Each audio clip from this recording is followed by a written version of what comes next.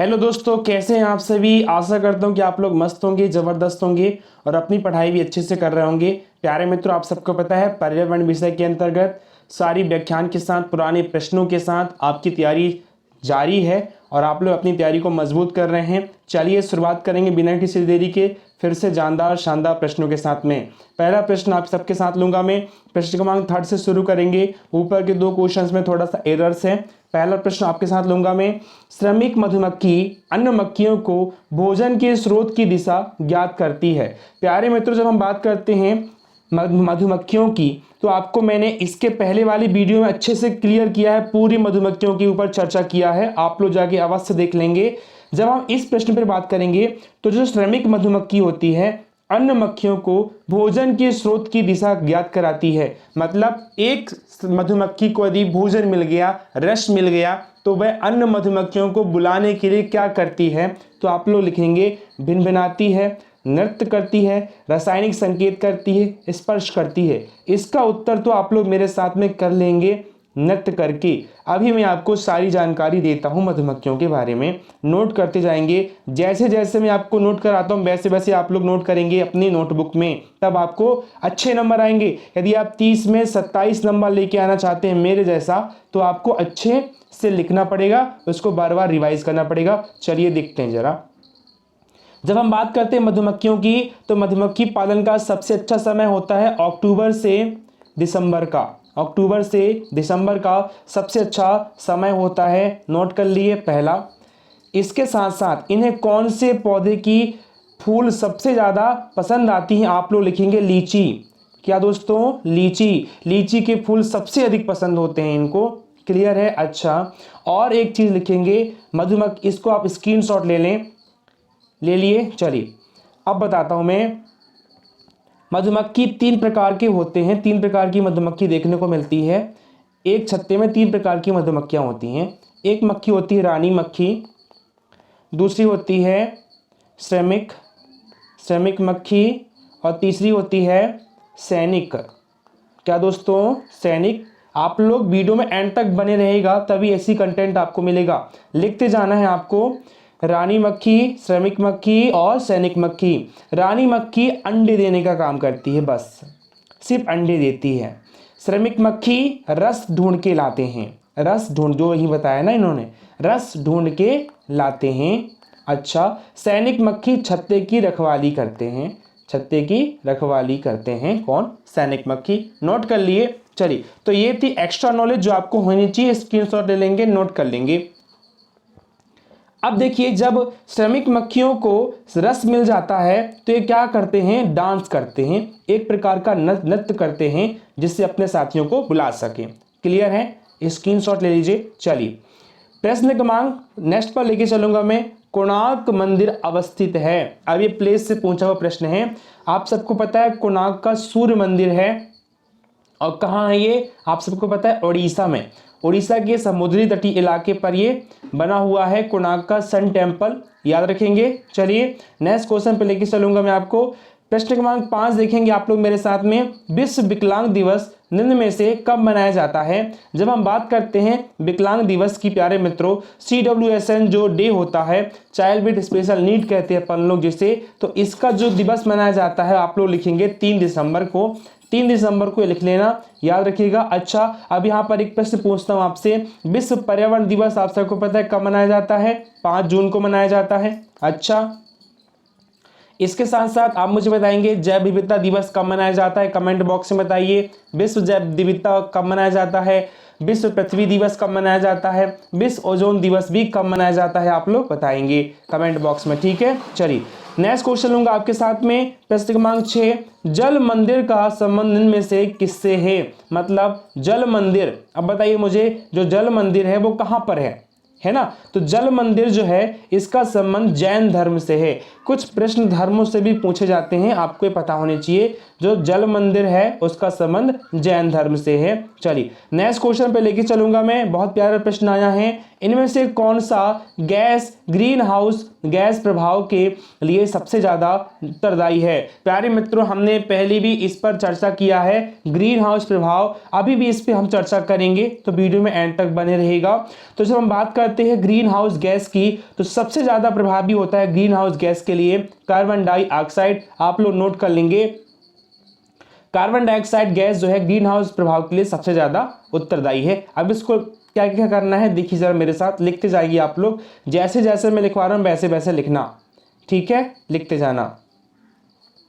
जब हम बात करते हैं ग्रीन हाउस प्रभाव की, तो प्यारे मित्रों हमारा जो सूर्य है, सूर्य से आने वाली जो रोशनी होती है उसका अधिकांश जो भाग होता है वो वायुमंडल में वापस लौट जाता है, आप सबको पता है। परंतु कुछ भाग हमारे निचले वायुमंडल में पृथ्वी पर बहुत सारे गैसेस हैं, जैसे कि कार्बन डाइऑक्साइड।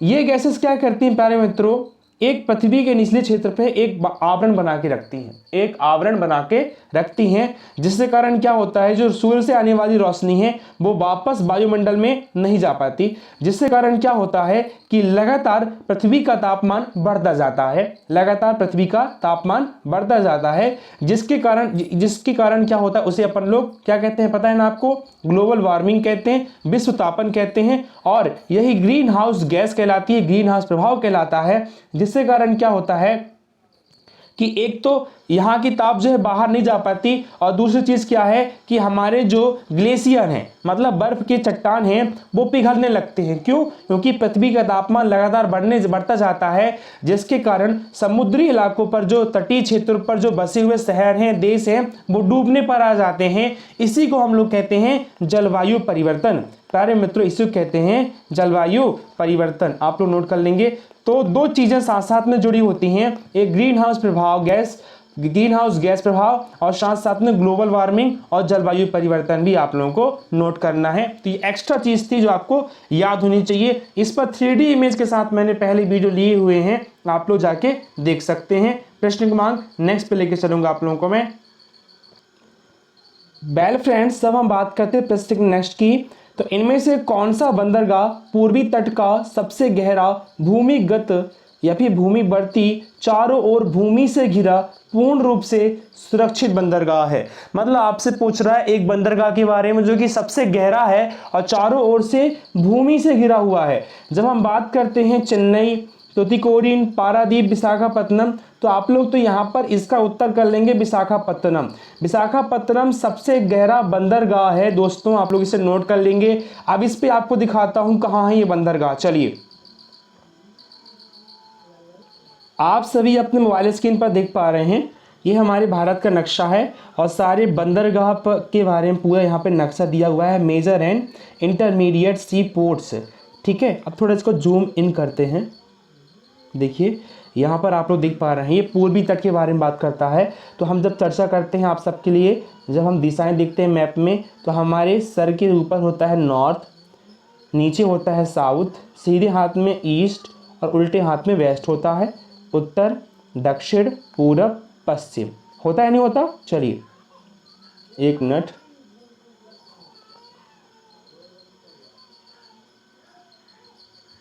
ओके। अब देखिए जब हम चर्चा करते हैं पूर्वी साइड की, तो हमारा ये भारत देश है।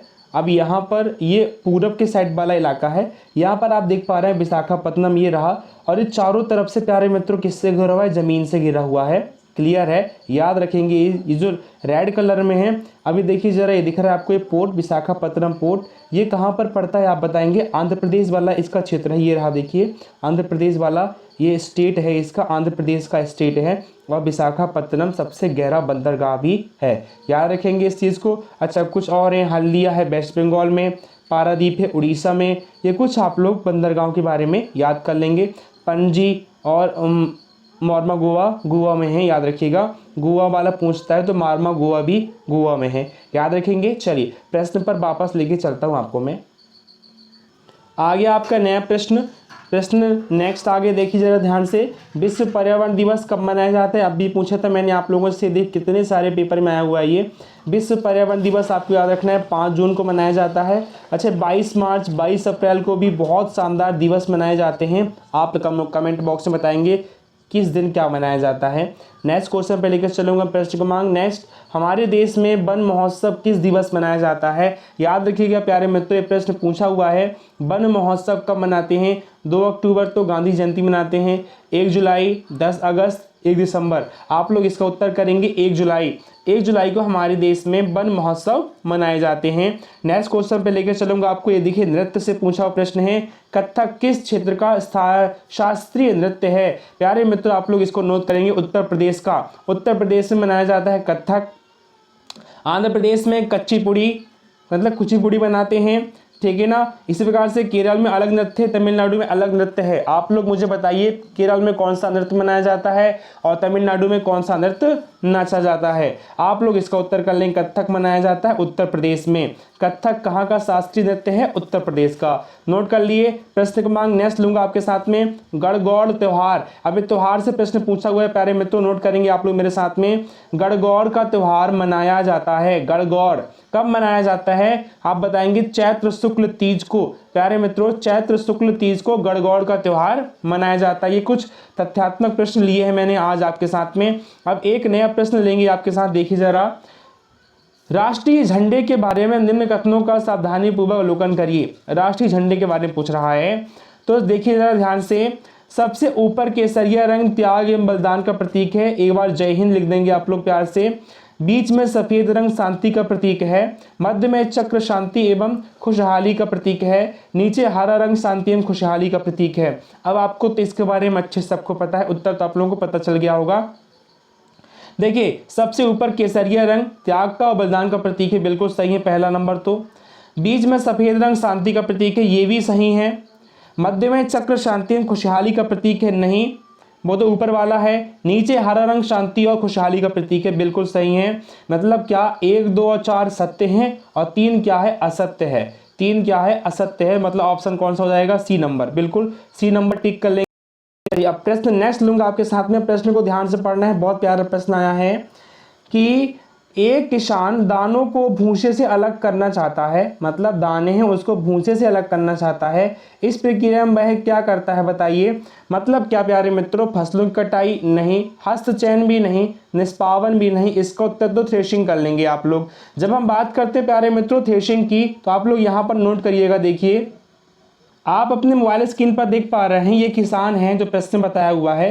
ये देखिए दाने को भूसे से या तने से अलग करने के लिए क्या कर रहा है? वो थ्रेशिंग कर रहा है, मतलब इस मशीन में डाल रहा है, जिससे उसके पीछे साइड से दाने निकल रहे हैं और भूसा अलग हो रहा है। इसे कहते हैं थ्रेशिंग। आप लोग नोट कर लेंगे, इसे क्या कहते हैं? थ्रेशिंग। क्लियर है? चलिए, और वहीं जब चर्चा करते हैं किसकी? हस्तचयन की, तो हाथों से कंकड़ पत्थर अलग करना हस्तचयन कहलाता है। निष्पावन, आपके यहाँ सूपा होगा, सूपे से अनाज को अलग करना छोटे छोटे कंकड़ों से, वो निष्पावन कहलाता है। फसल की कटाई तो आपको पता है हार्वेस्टर से किया जाता है, या छोटे छोटे हंसियों से या हाथ औजार होते हैं उससे करते हैं। थ्रेशिंग तो आपको पता चल गया, क्या बोला मैंने? दाने को भूसे से अलग करना थ्रेशिंग कहलाता है। नेक्स्ट क्वेश्चन पे लेके चलो, question number next mobile screen पर देख पा रहे हैं। बहुत प्यारा प्रश्न आया, ये प्रश्न पूछा हुआ है, डैश के लिए मछली घर में हवा वाला पंप रखा जाता है। किसके लिए मछली घर में हवा वाला पंप रखते हैं? आपसे पूछ रहे हैं। पानी को साफ करने के लिए, जलीय पौधों को अधिक कार्बन डाइऑक्साइड देने के लिए, अधिक ऑक्सीजन को पानी में घुलने देने के लिए, मछली घर की शोभा बढ़ाने के लिए। जब हम बात करते हैं, आप लोगों ने एक्वेरियम देखा होगा, मछली घर देखा होगा, तो उसमें हम लोग हवा वाला पंप रखते हैं। क्यों रखते हैं? मछली घर की शोभा बढ़ाने के लिए नहीं, इसके लिए कलरफुल पत्थर रखे जाते हैं, और मछली कलरफुल होती है तो ऑलरेडी वो शोभा बढ़ाती है। पानी को साफ करने के लिए नहीं, जलीय पौधों को अधिक कार्बन डाइऑक्साइड देने के लिए नहीं, अधिक ऑक्सीजन को पानी में घोलने देने के लिए। क्या होता है? हवा में ऑक्सीजन होता है, और पानी को साफ भी करने के लिए हमें ऑक्सीजन देना जरूरी है, ताकि साफ किससे होगा? वो हवा से होगा, और हवा में क्या है? ऑक्सीजन है, और ऑक्सीजन जब मिलेगा, घुलित ऑक्सीजन किसको चाहिए होता है? मछलियों को चाहिए होता है, जो कि पानी में होता है। और जब पानी में घुला हुआ ऑक्सीजन होता है, लगातार उसके प्रयोग करने से वो ऑक्सीजन की मात्रा कम होती जाती है, इसलिए पानी भी गंदा हो जाता है। इसलिए हम क्या करते हैं? हवा के द्वारा उसे साफ करते हैं। ठीक है, चलिए नेक्स्ट क्वेश्चन पे लेके चलो, क्वेश्चन नंबर 16। बहुत प्यारा प्रश्न, ये प्रश्न पूछता है, भारोत्तोलकों को प्रायः ज्यादा मांसपेशियां और बॉडी मॉस बनाने की आवश्यकता होती है। इस उद्देश्य के लिए उन्हें ऐसा आहार लेने की आवश्यकता है जो डैश से भरपूर हो। प्यारे मित्रों, जब हम बात करते हैं अपने अंगों के विकास करने के लिए, हड्डियों को मजबूत करने के लिए, तब हम लोग किसका प्रयोग करते हैं, कौन से पोषक तत्व चाहिए। देखिए, कार्बोहाइड्रेट से तो हमें ऊर्जा मिलती है, वसा से भी ऊर्जा मिलती है, विटामिन से रोगों से लड़ने से क्षमता मिलती है, प्रोटीन से हमें क्या मिलता है आप बताएंगे, हमारा शरीर मजबूत होता है प्रोटीन से। अब प्रोटीन के स्रोत क्या क्या हैं, दाल है, दूध है, रोटी है, अंडा मांस मछली है, ठीक है, सोयाबीन भी है, नोट कर लेंगे, फल फूल भी हैं। क्लियर है, चलिए। अच्छा, कार्बोहाइड्रेट के स्रोत बता दीजिए, आलू है, चावल है, गुड़ है, शक्कर है। वसा के स्रोत तेल, तेल वाली चीज़ें। विटामिन के स्रोत हरी सब्जियां, नोट कर लेंगे। चलिए, प्रश्न क्रमांक 17 लूंगा आपके साथ में। बिहार के गांव में बहुत से किसान अतिरिक्त धन कमाने के लिए मधुमक्खी पालकर धन कमाने के लिए शहद एकत्रित करने का कार्य करते हैं। मधुमक्खी पालन करने का सबसे अच्छा समय है, अब भी मैंने पहला ही प्रश्न आप सबके साथ लिया था, मधुमक्खी पालने का सबसे अच्छा समय होता है अक्टूबर से दिसंबर। नोट करेंगे, अक्टूबर से दिसंबर। क्लियर हो गया। अभी आप लोग कमेंट बॉक्स में बताएंगे कितने प्रकार के मधुमक्खियों की चर्चा मैंने की है। क्लियर है, चलिए।